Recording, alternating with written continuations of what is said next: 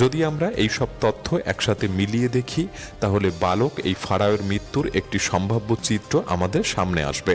হয়তো দুর্বল শরীরের সেই বালক রাজা, যার রোগ প্রতিরোধ ক্ষমতা ছিল খুবই কম, একদিন রথে চড়ে ঘুরে বেড়াতে গিয়ে হঠাৎ করেই সে পড়ে যায়, আর রথটি সোজা না গিয়ে ঘুরে তার বুকের উপর দিয়ে চলে যায়। এর ফলে শুধু তার হাড়ই ভাঙেনি, বরং তার হৃৎপিণ্ডটিও মারাত্মকভাবে ক্ষতিগ্রস্ত হয়, এবং হয়তো এরপরই দ্রুত তার দেহ মমি তৈরি করার জন্য পাঠানো হয়। কিন্তু ততক্ষণে মিশরের প্রচণ্ড গরমে দেহটি পচতে শুরু করে, আর তখনও তার জন্য প্রস্তুত ছিল না কোনো রাজকীয় সমাধি। তাই তাকে রাখা হয় এক ছোট্ট অস্থায়ী কক্ষে। তার দেহটিও খুব যত্ন নিয়ে নয়, বরং তাড়াহুড়ো করে এলোমেলোভাবে মমি করা হয়।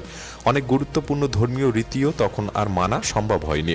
এমনকি যেখানে হৃৎপিণ্ড থাকার কথা সেখানে ভরে দেওয়া হয়েছিল এক বিশেষ গোবরে পোকার তাবিজ, যে পোকাটি ছিল প্রাচীন মিশরীয়দের পুনর্জন্মের প্রতীক।